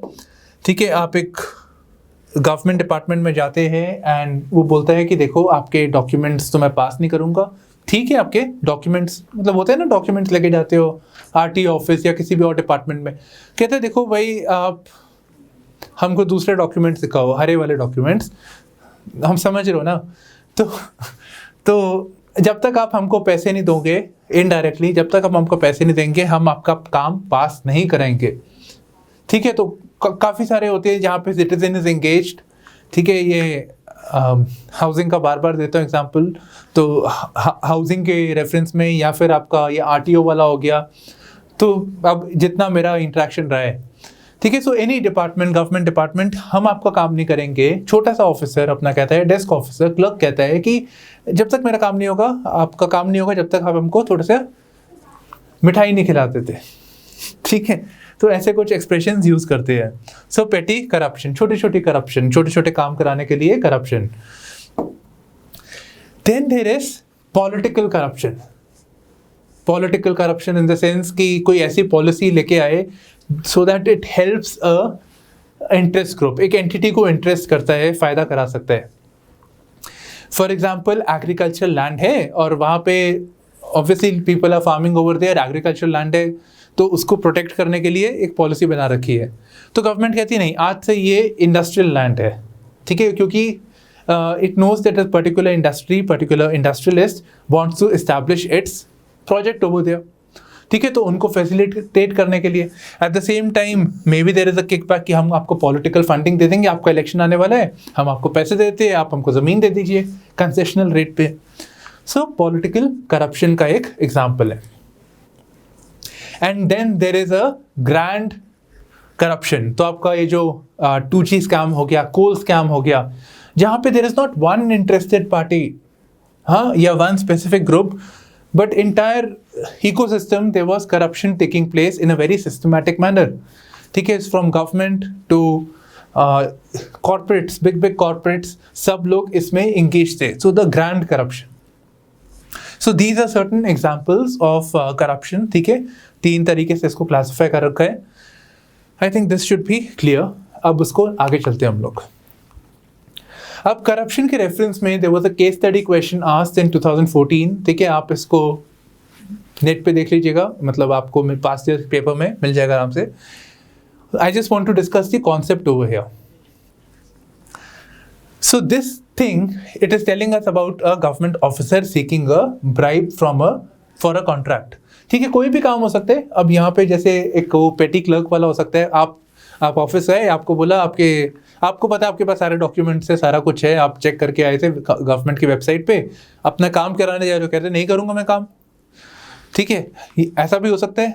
ठीक है, आपको अर्जेंसी है, आपको कहीं जाना है, आप रोज़ ऑफिस नहीं आ सकते, उसको भी पता है क्लर्क को, तो आप पे बोल रहे हैं कि पैसे दे दो, मैं आपका काम कर दूंगा। That is one example of a case study. ठीक है, ये थोड़ा और हायर लेवल पे जा रहा है, पर कॉन्सेप्ट बेसिकली वही है, तो इसी में आपको डिस्कस करेंगे। So wherein a government officer, यहाँ पे एक बड़ा सा कॉन्ट्रैक्ट है। ठीक है, गवर्नमेंट के बड़े बड़े कॉन्ट्रैक्ट्स होते हैं, ये फ्लाईओवर बनाना है, कभी गाड़ियों के लिए हो सकता है, डिफेंस में, गवर्नमेंट ऑफिस में कितनी सारी गाड़ियाँ जाती है इधर से उधर, राइट। सो बड़े बड़े कॉन्ट्रैक्ट्स देते हैं। So here is a situation where a government is giving a contract to an interested private party. ठीक है, तो there are number of people participating in the contract. अब आपको पता है, आप मान लीजिए एक पर्सन है यहाँ पे, आपको पता है कि आपकी जो कंपनी का प्रोडक्ट है वो अच्छी कीमत पे भी है और it goes well ahead of the competition की जो क्वालिटी प्रोवाइड करता है उससे अच्छा है। नॉर्मली आप किसी इंडस्ट्री में होते हो, आपको ये सब चीज़ें पता होती है कि किसका क्या है किसका नहीं है, और पूरी लाइफ ये काम किया है तो डेफिनेटली पता होता है। तो यहाँ पे आपको पता है you meet all the standards, जो ये नहीं कर सकते आपको ये भी पता है, बट ये कहता है कि इसको पैसे देने पड़ेंगे, और जब तक इसको पैसे नहीं दिए काम नहीं होगा। बहुत क्लियर है, बहुत ऑब्वियस है, ये बात कम्युनिकेट हो चुकी है। Now this person is in a bit of a situation, ये ऐसा वेटिंग गेम खेलने के उसमें नहीं है, बिकॉज इसकी कंपनी फाइनेंशियल स्ट्रेस के थ्रू गुजर रही है। ठीक है, कुछ प्रेशर डालना है ना, तो कोई प्रेशर सिचुएशन में है वेर इन अगर इसको ये कॉन्ट्रैक्ट नहीं मिला तो इसकी कंपनी ठप हो जाएगी। बेसिक पॉइंट ये है यहाँ पे। ठीक है, सो एंड उसको जल्दी से पैसे चाहिए। तो क्या this person should this person give bribe to the government? उधर तो केस स्टडी में सब दे रखा है, सारे सिनारियोस दे रखे हैं, आपको बस मेरिट्स एंड डीमेरिट्स बताने हैं। पहले ये फॉर्मेट होता था। ठीक है, तो उसको क्या है, इसको पैसे देने चाहिए इस सिचुएशन में, देने चाहिए या नहीं देने चाहिए, दोनों पॉइंट्स के आप जस्टिफाई कीजिए। ठीक है, so you know there is this mister Narayan Murthy, Infosys वाले, तो उन्होंने एक बार एक इंटरव्यू में कहा था अगर मेरे को करप्शन देनी पड़े किसी काम के लिए तो मैं देने के लिए तैयार हूँ। एंड इतना मान लिया गया था कि भाई बात में थोड़ा दम है। So in such a situation there is a concern over here. ठीक है, अगर इसकी फैक्ट्री बंद हो जाती है तो there are so many people who are getting employed, who are getting work, इनका खुद person is getting affected, beyond this उनकी पूरी कंपनी अफेक्ट हो रही है। ठीक है, workers who are there they are also getting affected. तो स्टेक्स बढ़ी जा रहे हैं यहाँ पे। So in that case should a person compromise on the basic values, उसको पैसे दे के काम निकलवा ले अपना? क्या स्टैंड यहाँ पे होना चाहिए? ठीक है, now let's say I give you one suggestion over here. So one approach could be that this person raises an alarm. ठीक है, वो अपने पहली बात तो अपने कॉम्पिटिटर्स को साथ में रखे, बात करे, देखो भाई ये सिर्फ हमारी बात नहीं है, ये हम आपस की बात, मतलब ये नहीं कि it's about me and the government, but it is affecting all of us because of this persons wrongful conduct. आप ब्राइब दे दो कि मैं भी ब्राइब दे सकता हूँ, हम सब ब्राइब दे सकते हैं, पर ये हमें अफेक्ट कर रहा है negatively. So we need to work together. हम सिर्फ कॉम्पिटिशन नहीं है, हम लोग पेयर है, हम लोग कोलीग्स है। हाँ, हम लोग अलग अलग कंपनीज में करते हैं, एक दूसरे के साथ कंपटीशन करते हैं, बट हमारा इंटरेस्ट कॉमन है। That approach could be also there, right? So the person should raise alarm and also seek support of his colleague competitors। ठीक है, तो इस लाइन्स पे वो काम कर सकता है and put pressure on may be removing this officer and so that action is taken on this person. Eight the same time a smooth and a transparent process comes into place. तो ये एक approach यहाँ पे हो सकती है, but ये when you are writing your answer आपको उसके मेरिट्स एंड डीमेरिट्स पूरे देने हैं, क्यों ब्राइब दे सकते हैं, जस्टिफिकेशन। ठीक है, तो क्यों ब्राइब दे सकते हैं, एंड दूसरी चीज़ क्यों ब्राइब नहीं देनी चाहिए, उसके इश्यूज। एंड बियॉन्ड दैट आपको थर्ड ऑप्शन ये वाला बता सकते हैं। इस मेरा अपना आइडिया है यहाँ पे। नेक्स्ट इस 2019 का क्वेश्चन है एंड बड़ा सिंपल है। कोई व्यक्ति काम नहीं करता, non performance of the duty, can we deem this as corruption? Can we deem non performance of duty as corruption? What do you say? Do you agree with this view और not? ठीक है, and based on that obviously justify your answer, justify your position over here. अब देखिए, एक व्यक्ति है यहाँ पे, so we are talking about a public servant. Public servant is bestowed with responsibility. ठीक है, क्या था वो? एक कॉन्सेप्ट हमने पढ़ा था ना, utilisation of public funds. So doctrine of public trust and doctrine of appropriateness. तो यहाँ पे भी as a matter of trust, as a matter of जो अथॉरिटी दी है, it is in the confidence that this person will do good for the others, he will discharge his responsibilities, duties, जो भी responsibility है उसके हिसाब से काम करेंगे। But this person is not performing, so what is it? The person is getting a salary but he is not performing, he is not performing to the task. So to me that is a corruption, case of corruption. And beyond this, अगर हम इसको और आगे लेके जाते हैं, क्या हम ऐसा कह सकते हैं कि कोई परफॉर्म नहीं कर रहा है पर अगर उसको पैसे दिए हमने तो काम कर देगा? So it gives a sense that if a person is paid, ठीक है, if some sort of gratification is given, then that person will deliver, ठीक है. So that scenario is there. And beyond this undermines the, एक aspect ये हो गया that it ultimately leads to corruption, ठीक है. दूसरा एस्पेक्ट ये है that it hampers the organisation. वो बाकियों को भी काम नहीं करने दे रहा, क्योंकि खुद काम नहीं करता तो जो बाकी जो चेन हायरार्की है वो भी काम नहीं कर पा रही, उनका भी डिलीवरेबल कम हो रहा है. So it is affecting the organisation. It is hampering the public trust. Public का जो ट्रस्ट है सिविल सोसाइटी, ये जो पब्लिक सर्वेंट्स के ऊपर है, डिपार्टमेंट के ऊपर है, वो अंडरमाइन हो रहा है, राइट. तो ये यहाँ पे इश्यूज आ जाते हैं यहाँ पे. So in that view, as far as I am concerned, this is very much a case of corruption. ठीक है, एक्टिवली आप कह नहीं सकते कि ऐसे collusion हो रहा है यहाँ पे, but by and large, this breeds non-performance, breeds corruption, and it is not in line with the basic values of civil services, public services, कि आप लोगों के अच्छे के लिए काम करें. डेडिकेशन टू पब्लिक सर्विस एक फाउंडेशनल वैल्यूज है, ठीक है. Being honest towards the work, वो भी एक वैल्यू है यहाँ पे. इंटीग्रिटी, तो आप तो वो फॉलो ही नहीं कर रहे हैं यहाँ पे. When you are not performing, आप बस सैलरी लिए घर गए वापस, ठीक है. So this are certain concerns.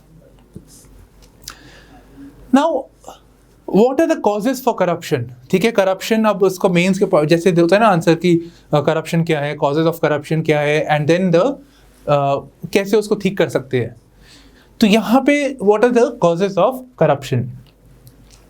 तो सबसे पहला जो कॉज ऑफ करप्शन है, या फिर ऑब्वियसली कॉज ऑफ करप्शन है कि आप प्रॉफिट कमाना चाहते हैं. समबडी वांट्स टू गेन, ठीक है, वो अपना फायदा कराना चाहता है, अपना खुद का या फिर अपने ग्रुप का. So whichever group is there, let's say a nexus is between a government and the private party, जो कहते हैं हम आपको पॉलिटिकल फंडिंग प्रोवाइड कर देंगे, या फिर हम आपको बड़ा सा फ्लैट और अपार्टमेंट्स दे देंगे, आप हमारा ये हमको ज़मीन दे दीजिए सस्ते में, एनी हाउ, ठीक है. तो एक तो ये हो गया. अब यहाँ पे जो करप्शन का भी है, यहाँ पे दीज आर टू टाइप्स. एक होता है कोएर्सिव एंड दूसरा है कोल्यूसिव. कोएर्सिव करप्शन का एग्जाम्पल आपने वो केस स्टडी में देखा था. So this case study over here, this is an example of coercive corruption, कि अगर आपने नहीं किया तो देखना क्या होता है.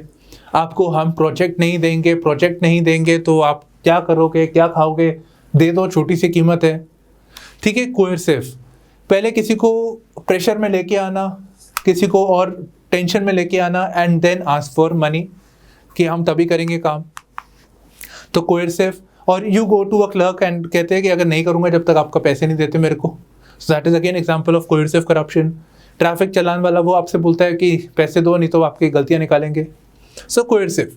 Next is collusive. कोल्यूसिव मतलब there is a nexus between, collusion में काम कर रहे हैं सारे, ठीक है, सब लोग एक साथ काम कर रहे हैं फॉर द म्यूचुअल बेनिफिट.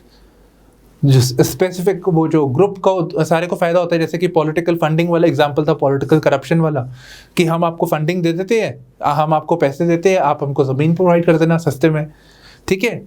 तो collusive bribery. Then we have this example of the, ये सारे जो बड़े बड़े स्कैम हुए आपके, 2G स्कैम हुआ, ठीक है, और 2G स्कैम हुआ, कोल स्कैम हुआ, these are all examples of collusive. आपका जो डिफेंस डील्स में जो करप्शन के केसेस आते हैं, that is also more or less it is the collusive bribery. Next is poor individual and societal norms, so societal and moral ethical framework. ठीक है, obviously एक व्यक्ति है जो पैसे मांग रहा है, उसका एथिकल फ्रेमवर्क अच्छा नहीं है. जो उसको पैसे दे रहा है वो भी गलत काम कर रहा है. And this happens in a society. Society में सब एक जैसे है, तो अगर नहीं करता तो फिर वो आउटलायर हो गया एक तरह से, right. So poor individual and societal, moral and ethical framework. Materialistic tendencies.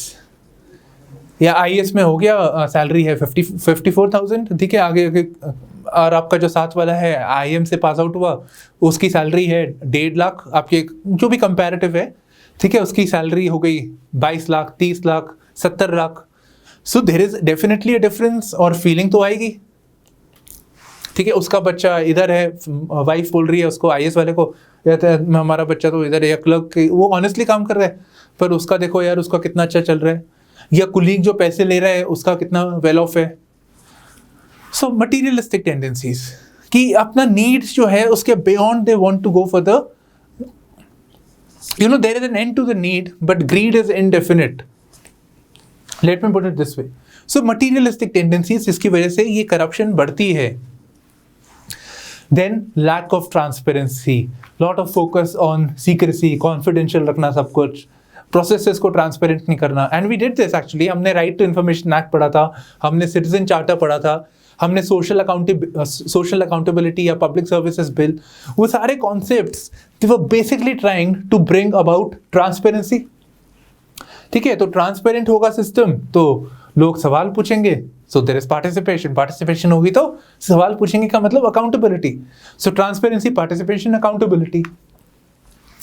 Then there is lack of, मान लो कोई करप्शन कर भी रहा है तो विजिलेंस होनी चाहिए ना, ऐसे थोड़ी कि डर ही नहीं है करप्शन का, करप्शन करी जा रही है कि भाई फायदा हो रहा है तो करप्शन करी जा रही है, किसी को तो देखना पड़ेगा ना कि करप्शन ना हो, ठीक है। So we have this central vigilance commission CVC, हमारे पास डिपार्टमेंटल रिलेटेड इंक्वायरीज है, हमारे पास स्टैंडर्ड्स ऑफ प्रोसीजर्स है। अगर ये इम्प्लीमेंट ही नहीं होंगे तो फिर पूरा कॉन्फिडेंस बढ़ता रहेगा, कहते यार ये तो आराम है, कुछ नहीं करना, बस इधर से उधर करने, मतलब इजी मनी है, सैलरी आपको 55,000 मिलती है, 1 लाख रुपए मिलती है, और यहाँ पे आप करोड़ रुपए कमा रहे हैं, this is easy money.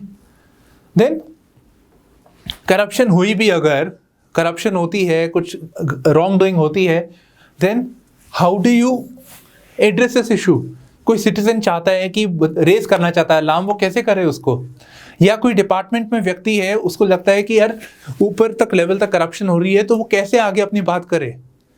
That too keeping in mind the security and safety of that person. So lack of effective grievance resolution mechanism, ये effective is important, word is important over here, because grievance redressal की बात तो होती रहती है but effective नहीं होता वो, right? So do add this word, do mention this word effective over here, ठीक है। अब यही केस स्टडी को देख लीजिए एक बार। Government officer seeking bribe for a contract, ठीक है, तो he seeking bribe for a contract मतलब this person ultimately wanted to raise an alarm, he wanted to raise a concern, तो यहाँ पे there should be a mechanism where this person can complain about the government officer, at the same time उसको अपना safety, ये नहीं कि अब alarm raise कर दिया तो दूसरा व्यक्ति आता है, तूने मेरे फ्रेंड को कैसे जेल में डलवा दिया, तूने कंप्लेन कैसे करी, अब तू देख मैं तेरा क्या करता हूँ, ऐसे भी तो नहीं होना चाहिए ना। So there should be a proper mechanism which is effective. तो ये चीजें यहाँ पे फोकस करने की जरूरत है। So this was a question that was asked in civil services mains 2014। हाँ, ये इंटरेस्टिंग थीम है यहाँ पे, ये एक अलग थीम है, it's not like directly but हाँ। तो आपने सुना होगा कि जहाँ पे पॉवर्टी होती है, so poverty leads to corruption, ठीक है। However there is no dearth of instances where affluent and powerful people indulge in corruption in a big way. What are the basic causes of corruption among people? हाँ जी, basic causes for corruption among people तो आपको ये मिल जाएगा, पर basic चीज़ है कि poverty and corruption के बीच का लिंकेज। एंड अगर आप क्वेश्चन की यहाँ पे स्टेटमेंट देखते हैं, the statement is focused on, let me just be on the side, या सो जो आपके जो स्टेटमेंट है उसका जो फोकस है यहाँ पे, it's basically contradicting the point कि सिर्फ इसकी बात नहीं है कि पॉवर्टी होगी तो करप्शन होती है, even the well of people, ठीक है। ये जो एडवांस कंट्रीज है, डेवलप्ड कंट्रीज है, या फिर हमारी कंट्री में देख लीजिए, आपका सत्यम स्कैम हुआ था, आपका ये विजय माल्या हो गया, PNP स्कैम हो गए, कितने सारे स्कैम हुए हैं। So these are all white collar crimes और पॉवर्टी के कोई रिलेशनशिप नहीं है। So this is more about the greed, ठीक है, सो यहाँ पे बेसिक आइडिया है about the poor ethical framework of the individual, of the society, उन सब का poor ethical framework over here. ठीक है, ये चीज़ आपको यहाँ पे स्पेसिफाई करनी है। बट येस, एक चीज़ ज़रूर है, आप जहाँ पे भी पॉवर्टी होती है, ज़्यादा पॉवर्टी होती है, वहाँ आप करप्शन के इंस्टेंसेस देखते हैं। Now one can say when there is more corruption there it leads to poverty also. ठीक है, आप यहाँ पे देख लीजिए, जहाँ पे एक्सट्रीमिज्म हो रही है, जहाँ पे लैक ऑफ डेवलपमेंट है, वो कहते हैं कि गवर्नेंस अच्छी नहीं है वहाँ पे, राइट, सोशियो इकोनॉमिक डेवलपमेंट नहीं हो रही है, तो उसकी वजह से लोगों का डिसकंटेंट है and then they are fighting. So you need to basically highlight this paradox over here कि हम लोग जनरली सिग्निफाई करते हैं कि जहाँ पे पॉवर्टी है वहाँ पे करप्शन होती है, बट जब हम ये स्टेटमेंट कहते हैं ये फ्लॉड है, we need to specify, we need to bring out this aspect कि वाइट कॉलर क्राइम का जो एस्पेक्ट है यहाँ पे, जिनका जो डैमेज कर सकते हैं, दैट इज़ फार मोर। आपका जो गरीब व्यक्ति है या फिर जो क्लर्क को आप कितने पैसे दे दोगे? 7,000, 8,000, 5,000, 1,500, कुछ भी हो सकता है। बट जो ये स्कैम किया है, PNB स्कैम या what ever, it runs in 6,000 crore, 10,000 crore, is very very big amount. ठीक है, तो ये चीज़ आपको यहाँ पे स्पेसिफाई करनी, कॉजेज आपके पास यही है और कोई कॉज नहीं है, करप्शन का एक ही कॉज है यहाँ पे। ठीक है, एंड सबसे इंपॉर्टेंट यहाँ पे है ethical framework. Now what is the effect of corruption, इस पे भी क्वेश्चन आ रखा है, कौटिल्य के व्यूज। हाँ जी, तो वो देखेंगे। So first of all, what is the effect of corruption? कोई डिपार्टमेंट है, I think we did this, तो कोई डिपार्टमेंट है जहाँ पे आप काम कर रहे हो, वहाँ पे करप्शन हो रही है, so it will impact the organisation, it will impact the efficiency of the organisation, its performance, उसके आउटकम अफेक्ट होते हैं, and at the same time it affects the public trust of the people on that organization। ठीक है, तो public trust भी affect होता है। then it affects the individual, जो corruption कर रहा है उसकी बात कर रहे हैं, जो corruption कर रहा है he feels कि भाई corruption किया तो मेरे को बहुत सारा पैसा मिल जाएगा, फायदेमंद है, अगर एक्शन हो गया तो हो गया, देखी जाएगी तब। बट यहाँ पे अगर कोई corruption एक्चुअल में करता है and he is found guilty, then उसकी consequences बहुत severe है and it may affect the life, it may affect the prospects of that individual। ठीक है, community, see end of the day, imagine the government is there and government ने पैसे, एक question भी था actually, तो government ने खूब सारे पैसे लगाए, ठीक है, नरेगा के लिए पैसे थे, तो नरेगा के जो पैसे थे वो ऑर्गेनाइजेशन ने ठीक से इम्प्लीमेंट नहीं किया उसको, लोगों ने करप्शन किया यहाँ पे, तो जो पैसा जो लोगों के पास जाना था वो तो गया ही नहीं, जो सोशियो इकोनॉमिक डेवलपमेंट होनी थी वो तो हो ही नहीं। हाईवे बनाना था पर हाईवे का जो पैसे थे वो ठीक से अलॉट नहीं किए गए। बॉम्बे का एक एग्जांपल है जो कारगिल वॉर हीरोज है, ठीक है, I think some Bollywood movies have also covered it. So there was this high rise society बननी थी बॉम्बे में, तो हाई राइज ही होती है, सो वो बननी थी for the people who were affected by the Kargil war, जो सोल्जर्स है उनकी फैमिली जहाँ पे कैजुअलिटीज हो गई, तो उनके वेलफेयर के लिए एक सोसाइटी बननी थी। सो दैट सोसाइटी, उसके अंदर देखा गया दैट ये दूसरे लोगों को ही रखा हुआ है, सो सर्विंग सिविल सर्वेंट्स, ठीक है, IFS IAS वाले हो गए, आपके पॉलिटिशियंस हो गए, उनकी फैमिलीज हो गई, उनको घर अलॉट हो रखे हैं। So it affects the credibility of the organisation. Individual actions हुए थे वहाँ पे, पर एक्चुअली कुछ खास हुआ नहीं था, उसको भी देख लेंगे आगे, बट इट अफेक्ट्स इंडिविजुअल, उनकी क्रेडिबिलिटी अफेक्ट हुई। पर जिनको हेल्प देनी चाहिए थी, जैसे कारगिल वॉर हीरोज, उनकी जो फैमिलीज है उनको हेल्प मिलनी चाहिए थी, वो तो मिली नहीं। सो कम्युनिटी को फायदा नहीं होता, कम्युनिटी को नुकसान होता है। इनफैक्ट एक स्टेटमेंट भी था that it affects the development goals of the country, misutilisation and under utilisation of funds, right. So it affects it, यहाँ पे कम्युनिटी वेलफेयर अफेक्ट हो रहा है, nation is getting affected, country is getting affected, you can go far, जितना आप जाना चाहते हो आगे इसको बढ़ा सकते हो। तो ये पॉइंट्स है यहाँ पे। Okay, so let's look at the Kautilya's views over here. ठीक है, तो सिविल सर्विसेज 2016 का क्वेश्चन है, corruption causes misuse of government treasury. ठीक है, एक्चुअली आपको जरूरत है नहीं कौटिल्य के व्यूज जानने के लिए, बिकॉज स्टेटमेंट सब बता रहे हैं, So causes misuse of government treasury, administrative inefficiency and obstruction in the path of national development.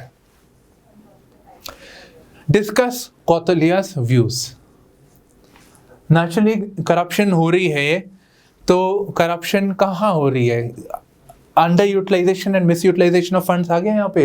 Government का पैसा है ट्रेजरी ना, तो ट्रेजरी है वो रॉन्गफुल यूज के लिए यूज हो रही है, किसी का पर्सनल गेन के लिए या फिर specific groups coercive bribery and collusive bribery.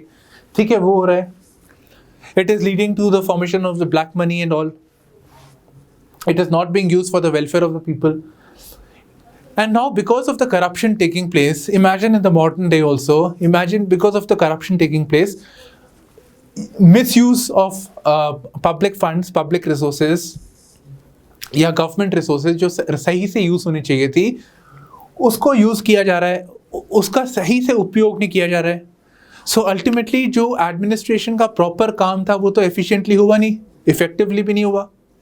Right, उनका काम था वेलफेयर प्रोवाइड करना, सोसाइटी के लिए अच्छा करना, but that hasn't taken place.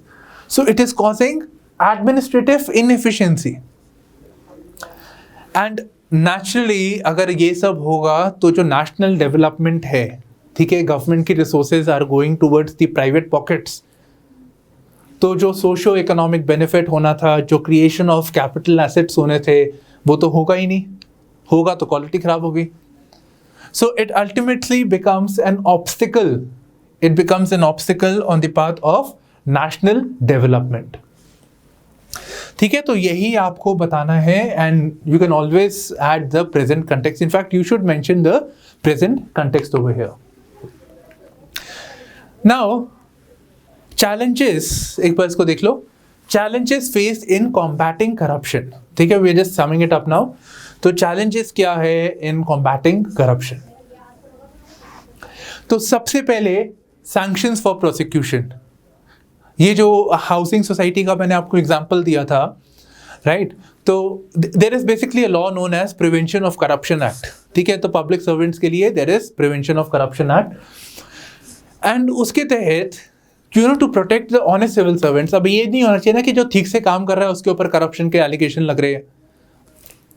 Because imagine एक IAS ऑफिसर है या कोई भी ऑफिसर है, IAS IPS, तो is working honestly, and sometimes it will lead to a conflict between the political class और मोर सुपीरियर, जो आपके सीनियर्स है उनके साथ आपका कॉन्फ्लिक्ट हो सकता है, specially when there is a dishonesty in the system. So to protect such civil servants, public servants, prior sanction of the government is required. ठीक है, तो प्रायर सैंक्शन रिक्वायर्ड है. बट नॉर्मली देखा जाता है, जैसे कि आपका ये आदर्श आपके जो हाउसिंग सोसाइटी वाला हो गया, तो वहाँ पे it was used to protect the accused, जो ब्राइबरी या जो एलोकेशन ऑफ जो फंड्स थे, या इवन द डेप्टी आपके जो चीफ मिनिस्टर हो गए, उनका भी नाम था वहाँ पे. तो उनको सैंक्शन नहीं मिला कि उनके अगेंस्ट इन्वेस्टिगेशन हो सके, उनके अगेंस्ट प्रोसिक्यूशन हो सके. अच्छा, there is a difference here, investigation and prosecution. Investigation is to identify कि क्या क्या हुआ होगा. Prosecution is going to the court and taking action. ठीक है, तो but that is based on investigation. So sanctions of prosecution is required. Next, liability of, हमारा अभी तक ये सिस्टम नहीं है कि जो करप्शन करता है ऑब्वियसली उसके अगेंस्ट एक्शन हो सकता है, that person can go to the jail also. But ये जो इतना बड़ा खर्चा होता है, इतना नुकसान होता है, तो उसमें लायबिलिटी नहीं है, सिविल लायबिलिटी नहीं है of the public servant to pay the damages. आपने 2000 करोड़ साइफन कर दिए हैं, ठीक है, और आपको जेल हो गई, ठीक है, जेल हो गई, बट वो जो 2000 करोड़ पे बैक का है वो भी तो होना चाहिए ना. So that is not there as yet. This provision is not yet there. तो सिविल प्रोविजन जो होना चाहिए, सिविल लायबिलिटी नहीं है. Then it takes too long to, ये प्रोसिक्यूशन होते होते बहुत टाइम लग जाता है, तारीख पे तारीख, बहुत लंबा टाइम लग जाता है इसको. And then there is nexus at different levels. Now this should not be very difficult. जब मैं यहाँ पे बोल रहा था sanctions for prosecution, so political class not giving sanction for corruption against a civil servant, maybe because he is a loyalist. ठीक है, so एक फाउंडेशनल वैल्यूज आ गई, है ना। तो ये यहाँ पे एक चीज़, यहाँ पे चैलेंजेस है when it comes to dealing और combating the corruption over here.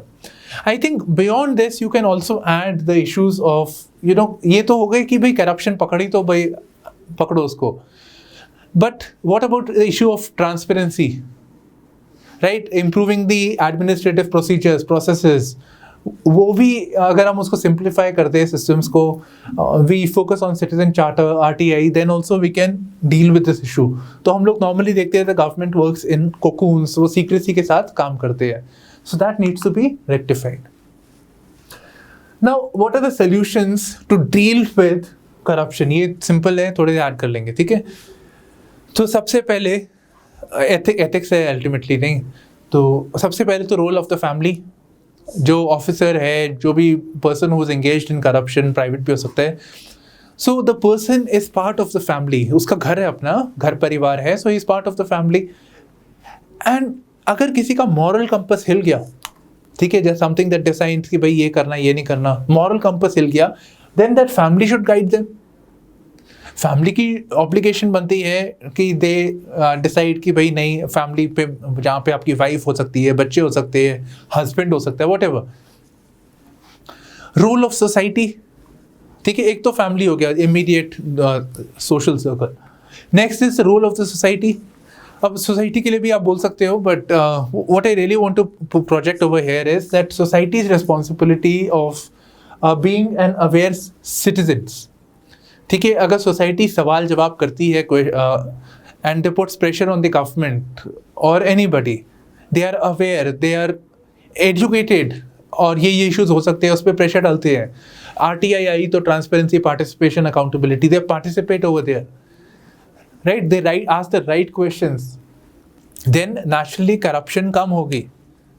And here again we need to also specify the focus on ethical framework, the ethical framework of the individual, of the family, of the society. This is very, very important. Role of media. Media is also known as the watchdog of the democracy. It is also known as the fourth pillar of the democracy, right? So role of media in investigating and identifying a wrong doing taking place, और अगर निकली है तो उसको बढ़ा चढ़ा के करे थोड़ा सा, right. So role of media, so media is very very important. So many of this scams and wrong doings that takes place, media का काफ़ी हद तक रोल रहा है। And role of whistle blower, in fact whistle blower एक अपने आप में एक टॉपिक बन जाता है बहुत बड़ा। तो whistle blower, somebody who raises an alarm, जैसे वो एक कंपनी वाला दिखा था, private contractor seeking money. So the person when he complains, when he goes to the media and tells कि भाई ये प्रॉब्लम है, he raises a whistle. Whistle कहते हैं इतनी जोर से आवाज़ आती है, right? सबको अलर्ट हो जाते हैं वहाँ पे। So whistle blower bringing out certain issues, wrong doings है, उसको वो प्रोजेक्ट करे, आगे बाहर लेके आता है, ठीक है। So then it puts pressure, ये आपके जो बाकी एजेंसीज है, रोल ऑफ मीडिया, सोसाइटी, ये और प्रेशर डालते हैं and they help bring an end to the corruption, ठीक है। तो ये कुछ इश्यूज हैं यहाँ पे। बियॉन्ड दैट हमारे पास ये इंस्टीट्यूशनल को सेफगार्ड्स है, जैसे कि CVC हो गई, CBI हो गई, CHE हो गया, ठीक है। So they also help check the corruption, but corruption तो हो रही है, so we need to strengthen the existing framework to deal with the corruption.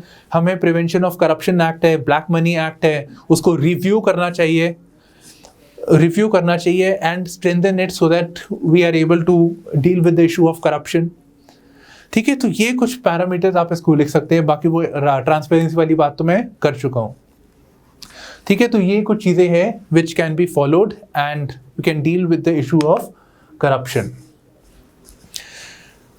So this basically concludes the part of ethics and जो governance और ethics वाला जो match होता है, ठीक है, वो हमारा यहाँ पे कंक्लूड हो गया है। So this is it from my side in this particular section, right. So this is it. So thank you for streaming in to Chetan Bharat learning with me, Shubhashish Singh Rehal. Bye bye, take care and all the best.